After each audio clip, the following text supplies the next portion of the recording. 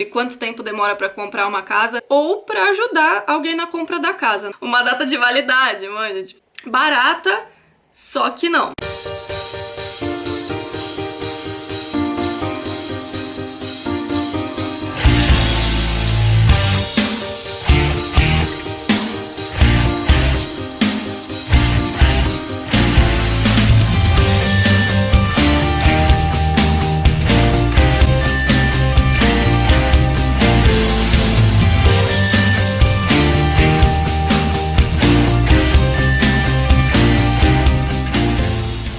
Oi gente, bom dia, boa tarde, boa noite. Minha vez de gravar vídeo hoje, ainda sobre o mesmo assunto, né? Essa pergunta que fizeram pra gente sobre quanto tempo demora pra comprar uma casa inspirou o Wesley a fazer um vídeo. Na verdade, já faz um tempo que eu venho anotando, assim, certas coisas que eu gostaria de falar, né? Divulgar pro pessoal, tanto pra fins de curiosidade ou pra ajudar alguém na compra da casa, né? Porque desde quando a gente começou a procurar a casa a primeira vez, agora a gente tá procurando de novo, e ao longo dessas pesquisadas e experiências que a gente tem tido, a gente foi descobrindo certos detalhes que ajudaram muito a gente. E depois de eu passar por todos esses itens, no final também vou ter uma conclusão, então, quanto tempo demora para comprar uma casa aqui na Inglaterra.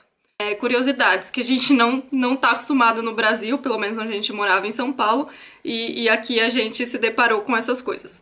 Então, quando você vai procurar uma casa, né, geralmente é lógico que todo mundo faz o quê? Buscar do preço menor pro maior, certo? Então, às vezes você começa a procurar nas regiões que você quer e às vezes você fala assim, nossa, nessa região é mais barato, naquela região é mais barato, né? Porque às vezes você vai só a questão do preço. Sempre que vocês entrarem para ver uma propriedade, lê a descrição da propriedade. Por quê? Existem propriedades que elas vão estar em leilão, né? Então você tem que ver se tem lá escrito auction. Primeiro que assim, é muito difícil você conseguir comprar a casa no leilão, primeiro porque geralmente eles pedem o valor à vista, né? Dificilmente alguém vai ter o valor da casa à vista. Outra coisa também, se for uma casa muito barata, você tem que ver as fotos, né? Às vezes a casa tá super barata porque ela tá toda detonada por dentro, tá mofada, tá... E você teria que gastar um dinheirão para reformar aquela casa, né? Outra coisa que a gente se deparou muito aqui, tem umas casas com preço reduzido para quem é aposentado. Então você tem que ver lá, está escrito Retired Homes, Retired Houses, lá vai estar escrito só para mais de 55 anos, só para mais de 70 anos, né? Então eles fazem aquele preço só para pessoa que for daquela idade, entendeu? Então, por mais que seja uma casa linda, maravilhosa, num bairro legal, você não pode comparar isso como preço. Ah, naquele bairro tem casa desse valor. Não, não tem. É só para quem tem 70 anos de idade, né? Se fosse para sua idade, essa mesma casa, ela seria mais cara. Outra coisa que a gente se deparou é que eles chamam de parking houses, mobile houses ou holiday homes, holiday houses, que são aquelas casas que elas são meio que construídas num moldezinho assim pronto, meio que você compra a casa e coloca ela onde você quiser, né? Geralmente elas são construídas assim próximo de rios ou um lugar mais afastado assim, onde tem bastante área verde, que são casas que você pode comprar para morar, mas a maioria compra só realmente para ir viajar, para ficar de holiday, para ter uma casa de veraneio, que fala, né? Ao mesmo tempo que você pode comprar para morar, alguns lugares você não pode morar lá todos os meses do ano, porque algumas, elas têm que ser casa de holiday, elas não podem ser a sua casa principal. Então, às vezes você tem 2 meses do ano, por exemplo, no inverno, que você não pode ir morar lá. A segunda coisa que a gente viu que é ruim dessas casas é que, lógico, a estrutura dela não é forte, né? Então é meio insegura. Tão insegura que a maioria dos bancos não faz seguro para esse tipo de casa. A gente viu na internet, acho que quando você compra uma casa dessa, se você compra assim desde a hora da construção, elas têm tipo uma data de validade, mano, tipo, é válida por 80 anos, ou seja, ela não é feita para durar, né? Então, é algo que vocês vão ver várias casas dessas bonitinhas que quando você vê na foto, ela parece simplesmente uma casa térrea. Você fala, nossa, que casa linda, casa é térrea, não tem escada, espaçosinha, legal, aconchegante, barata, só que não é uma casa, é simplesmente uma estrutura lá. Tanto é que elas nem ficam no chão, né? Geralmente é uma elevação, assim, né? Um local onde você pode estacionar a sua casa. Outra coisa interessante, na verdade, sobre essas casas que a gente também viu é que quando você compra elas, você fica atrelado ao dono daquele condomínio. Então imagina que o cara tem esse condomínio pra pra casa de férias, igual um cara que tem, sei lá, um estacionamento de van, pra quando você vai viajar. E como chama? Não é van? Trailer. É a mesma coisa como se fosse o cara que é dono do estacionamento do trailer. O cara é dono daquele estacionamento de casa. Então ele vai definir o que ele quer. Se ele quiser definir que não pode ter cachorro lá, você tem que pedir tudo, autorização pra ele. Acho que tinha alguma coisa assim que se você vendesse a casa, tinha que dividir parte do lucro com ele. Não tinha uns negócios assim? Então, realmente, sai fora dessa casa. Então, o conselho que a gente dá é que se você for comparar bairros e bairros, sempre analisa bem o detalhe daquela casa pra você comparar duas opções iguais, né? Pra você realmente ter noção da diferença de preço naquelas duas cidades, por exemplo. Outra coisa também relacionada ao quanto tempo você vai demorar para conseguir comprar uma casa muito depende da onde você quer morar, né? Então é claro que assim como no Brasil, aqui existem regiões, umas vão ser muito mais caras, outras muito mais baratas. Tem a questão da oferta e da procura, ou a questão de estar próximo de um centro onde vai ter mais oportunidades de emprego, por exemplo, né? Então, por exemplo, se você quiser de qualquer jeito ter a casa própria em Londres, eu diria que talvez você demore 50 anos para conseguir juntar dinheiro para dar entrada numa casa. Se você quer um pouquinho mais afastado de Londres, talvez um pouquinho menos. Se você quiser vir para o interior da Inglaterra, menos ainda. De Londres aqui para o interior do norte, a gente já viu uma grande diferença de preço. Muitas pessoas que moram aqui falam pra gente, nossa, York é muito cara, porque eles têm como parâmetro as cidades em volta. Mas já a gente acha barata porque a gente tinha como parâmetro Londres. Só que daí se você for ver essas cidades baratas aqui em volta, tem também a questão assim, ou a cidade é perigosa, né, a cidade que tem muito roubo de carro, ou então a cidade que você não vê tanto investimento do governo, né? Então, por exemplo, aqui é uma cidade turística, muito bem cuidada, tem bastante verde, a manutenção da cidade é boa. Se você for em algumas cidades aqui em volta, você vai ver que não tem tanto verde, aquelas cidades com muita fábrica. Quando a gente foi, se vocês forem ver nossos vídeos em Leeds, a gente via que os parques eram mal cuidados. Então você tem que ver tudo isso. Se você for ver em Leeds, Bradford ou aqueles lugares próximos, né, Selby, a gente foi ver, os preços dos condomínios que estão sendo feitos são muito mais em conta, mas não tem a mesma qualidade de vida, né, então tudo isso tem que pesar. Você pode conseguir comprar uma casa muito rápido, mas tudo depende de o que importa pra você, se você prefere qualidade de vida, segurança, porque muitas pessoas falam assim, ah, não, mas as cidades que são inseguras aqui na Inglaterra, elas ainda assim são muito mais seguras que qualquer cidade no Brasil. Então tem muita gente que tem essa cabeça e fala, não, mas só de eu estar numa cidade insegura na Inglaterra eu já tô no lucro do que qualquer outra cidade no Brasil. Né? Então, não é o caso de Bradford. De acordo com essa, e Bradford ainda é pior que algumas cidades do Brasil. Mas enfim, então tem toda essa questão, né? Se você prefere uma cidade movimentada, com muita coisa pra fazer, se você prefere uma cidade daquelas lotadas que tenha bastante oportunidade de emprego, ou se você prefere uma vida mais tranquila, com menos gente, mais verde, né? Então tudo isso vai interferir no valor e com isso também vai interferir o tempo que você vai conseguir juntar dinheiro para poder dar de entrada, certo? Bom, outra coisa que vai interferir no preço da casa, obviamente, é se é um apartamento ou se é uma casa, né? Geralmente apartamentos são mais baratos porque eles têm menos metros quadrados, também não tem quintal e tudo mais, né?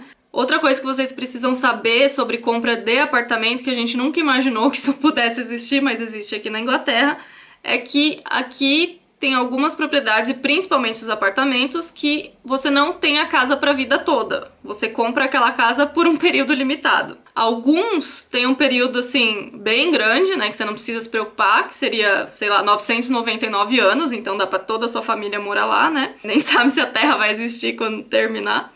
Só que tem alguns que é por um período bem limitado, por exemplo, 130 anos. Então, por exemplo, você sabe que você vai morar na casa, seu filho, mas talvez não seu neto. Daí você já tem que pensar nisso. E tem algumas casas, daí volta a falar naquela coisa quando o preço é muito barato, desconfie. Então outras coisas para vocês lerem na descrição vai estar lá. Casa leasehold.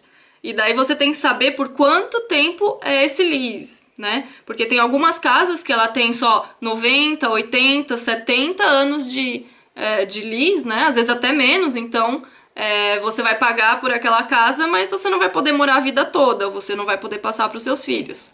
Ou se você quiser morar mais tempo lá, ou comprar mais tempo da casa, você vai gastar mais dinheiro. Então você vai pagar por aquele valor da casa, mas depois você sabe que ou você vai perder a casa ou você vai ter que pagar mais uma grana. Então isso também interfere no preço da casa e vocês têm que ficar atentos, né, quando for ver a casa. Conversando com os advisors que a gente conversou, eles dizem que geralmente até 90, 80 anos de lease restantes da casa, isso não desvaloriza o preço da casa na hora de vender, né? Então a gente estava analisando assim, se eu comprar então uma casa que tem um lease de 130 anos e depois eu vender daqui 20 anos, quando tiver 110, talvez eu não perca tanto na venda.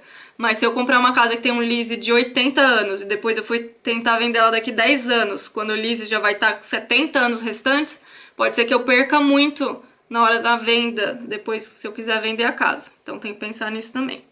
Então vamos lá, outra coisa para pensar na hora de comprar a casa também é o valor do condomínio, né? Então o condomínio aqui é diferente do condomínio no Brasil. Geralmente condomínio no Brasil é o quê? Aquele padrãozinho, né? Então tem lá o porteiro, tem a garagem com um portão eletrônico, dentro lá do condomínio daquele prédio geralmente tem uma piscina, uma academia, uma salinha de brinquedos, uma salinha de jogos, né? Aquele padrãozinho do condomínio.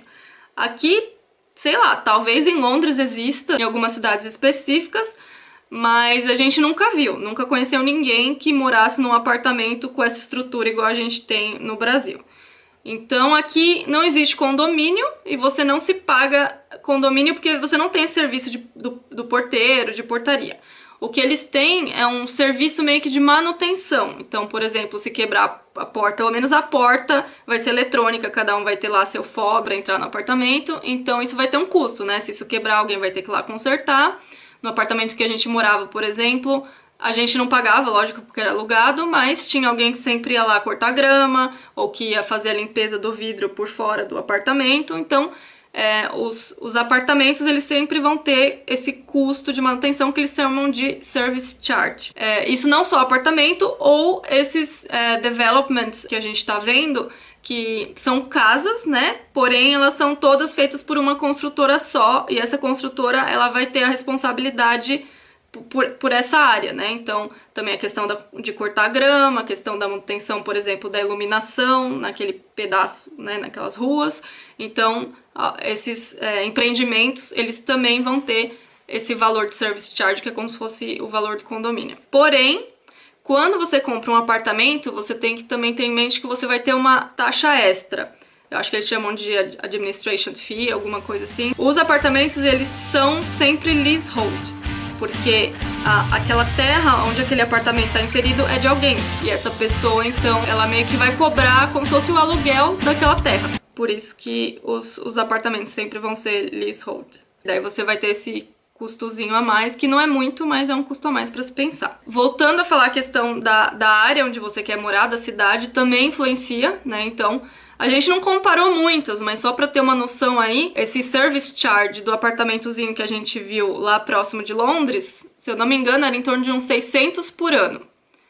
E aqui, todos os empreendimentos que a gente está vendo aqui em volta, que são casas grandes, esse service charge está em torno de 200 por ano. Então, eu acredito que esse service charge também varia bastante de acordo com a cidade que você vai comprar a sua casa ou o seu apartamento. Então, se você está se mudando para a Inglaterra já com essa mentalidade de eu quero comprar uma casa assim que possível, eu vou chegar aqui, eu vou trabalhar, vou juntar dinheiro até eu ter dinheiro para conseguir comprar uma casa.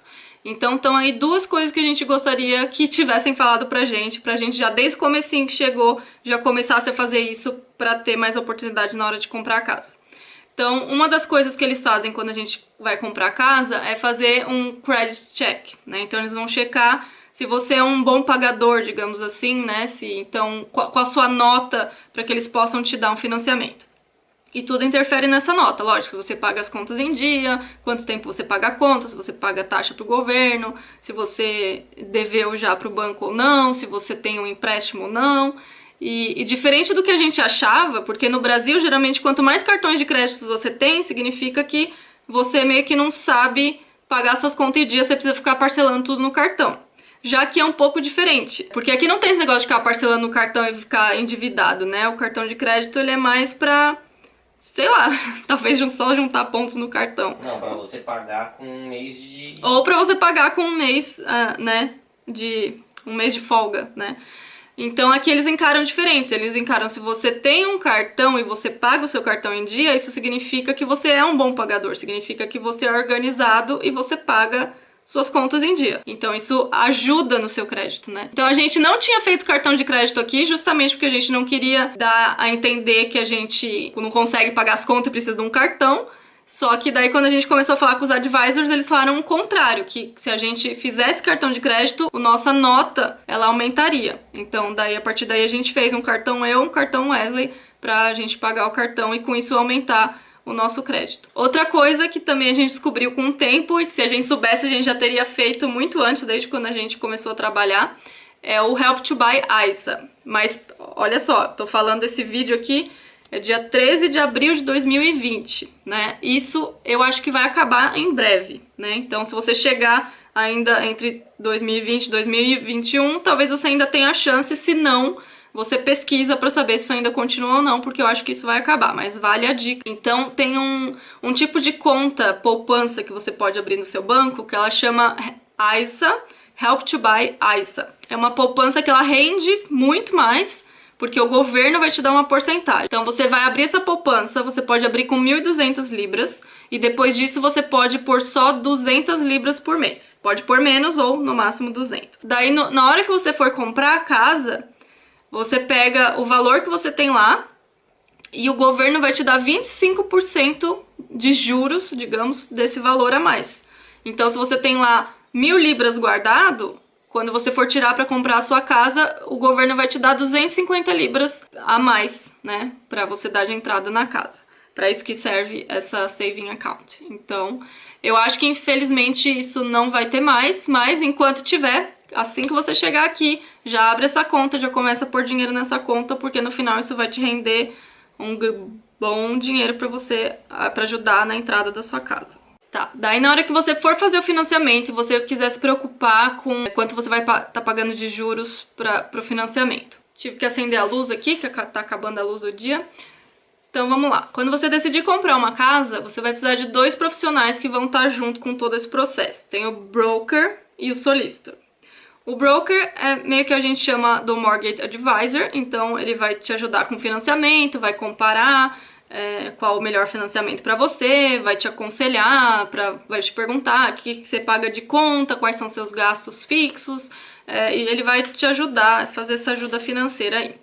A maioria dos brokers, a maioria não, acho que é bem dividido. Alguns brokers, eles cobram por esse serviço, não antes, né? Assim, se você for à frente com a venda, daí você tem que pagar para ele uma taxa que, em média, a gente viu que é em torno de 500 libras, mas alguns não cobram, porque ele vai ganhar essa comissão por ele ter escolhido esse lender para você, então ele não cobra esse serviço. Então, se é alguém que você realmente confia muito, assim, que é uma indicação, ou você não achou mais ninguém no lugar e gostou dessa pessoa, confiou nessa pessoa, beleza, né? Paga ela. Mas saiba que tem também a opção que você não precisa pagar por esse serviço, né? Vários deles, eles trabalham com comissão. Uma dica também é que é muito fácil você na internet conseguir comparar vários lenders, né? Várias empresas que vão te financiar e você saber esses juros, né? A gente até fez um vídeo sobre isso, a gente mostrou qual site que faz isso, né? Depois o Wesley coloca na descrição. Na verdade, você tem que usar as duas coisas. Você tem que, lógico, pegar a opinião do broker e você também tem que comparar para ver se o que ele tá falando tá de acordo com o que tá no mercado, certo? Porque, teoricamente, o broker, ele vai ter acesso a todos os lenders e vai te dar a melhor opção. Mas então, você vai lá e só se certifica que aquela realmente é a melhor opção. Mas cuidado para não se confundir, tá? Porque quando você faz isso online, ele vai te dar uns 3, 4 em cima que eles vão ter o melhor juros. Só que nem sempre esses 4 vai se aplicar a você, né? Porque a gente percebeu que alguns lenders, eles não fazem financiamento para estrangeiro, né? Só para britânico. E alguns deles, eles só fazem financiamento se você der uma entrada de pelo menos 35%. Então nem sempre o que tá lá mais barato é a melhor opção para você, porque às vezes ela não se aplica a você. Então, se o seu broker te der uma opção que não é a mais barata que você está vendo na internet, no site comparativo, você pergunta para ele por que o outro lender tal, tal e tal não se aplica a você, ok? Uma coisa que um broker falou pra gente e a gente fazendo esses sites comparativos percebeu que é verdade, é o seguinte: para você comprar uma casa aqui, você pode dar apenas, se você é first time buyer, né, se é a primeira casa que você está comprando, você pode dar só 5% de entrada. Então, voltando lá à pergunta, quanto tempo que demora para comprar minha casa? Com 5% de entrada você já consegue comprar uma casa. Então, talvez tenham muitas pessoas que consigam juntar esse dinheiro de 5% rápido. Mas o que ele falou pra gente, se você dá uma entrada a partir de 10%, os juros caem bastante. E realmente, isso é verdade. Então, por exemplo, se você dá uma entrada de 5%, você vai achar uns juros aí de entre 4% e 4,5%.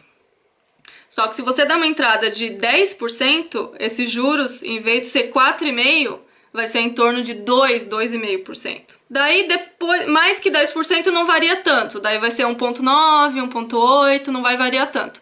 Então, se você não tem tanta pressa assim de comprar uma casa e você tá aí com um ritmo bom de juntar dinheiro, a gente aconselha que você junte pelo menos 10% da casa primeiro, porque isso vai depois te dar um custo muito menor, tanto da mensalidade e a longo prazo também. Bom, daí tem uma outra coisa que é muito importante saber aqui sobre a Inglaterra, que é algo que não acontece no Brasil, então a gente não tem essa ideia. Aqui, quando você vai pagar a conta de luz, não é igual no Brasil que você tem a Eletropaulo e você tem que pagar o que for, a conta que for, porque você não tem para onde correr.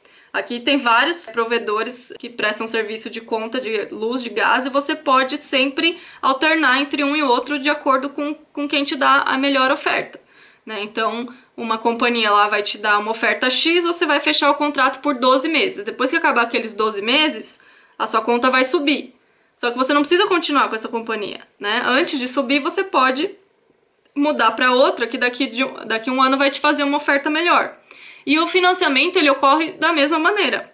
Então não é igual no Brasil, que você fez o financiamento com aquele banco e não importa quanto os juros variem por causa do mercado, do PIB, sei lá do que, você vai ter que ficar atrelado e vai ter que aceitar e pagar aquilo, né? Aqui não. Aqui é a mesma coisa com a conta de energia. Então, assim como tem vários provedores de serviço de energia, também tem vários lenders no mercado. Então, quando você faz um financiamento, eles calculam, a princípio, como seria uma ilustração disso a longo prazo, mas não necessariamente você tem que ficar com eles até o final. Então, os contratos ou planos mais comuns que tem aqui são de 2, 3 ou 5 anos, certo?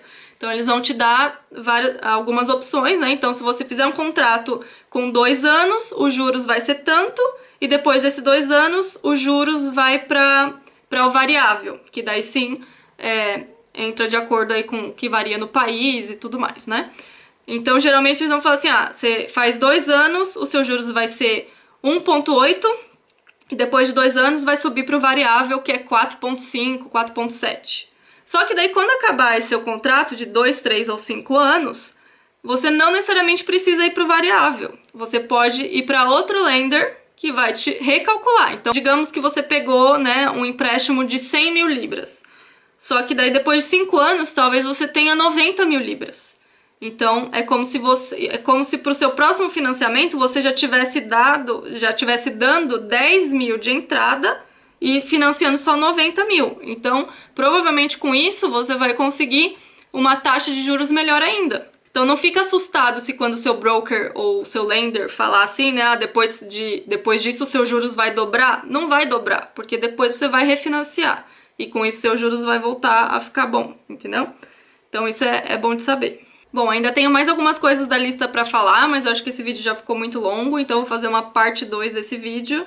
No próximo vídeo, então, vou falar das ajudas do governo para comprar a casa, quais são os esquemas que você pode escolher, quais os gastos iniciais que você vai ter, como calcular o valor que você vai poder financiar, esse tipo de coisa. Fica pro próximo vídeo, então. Se você gostou até aqui, deixa o seu like. Se tem alguma dúvida, deixa nos comentários, que a gente pode fazer um outro vídeo acrescentando mais coisas de acordo com essa dúvida. E é isso aí. Até a próxima.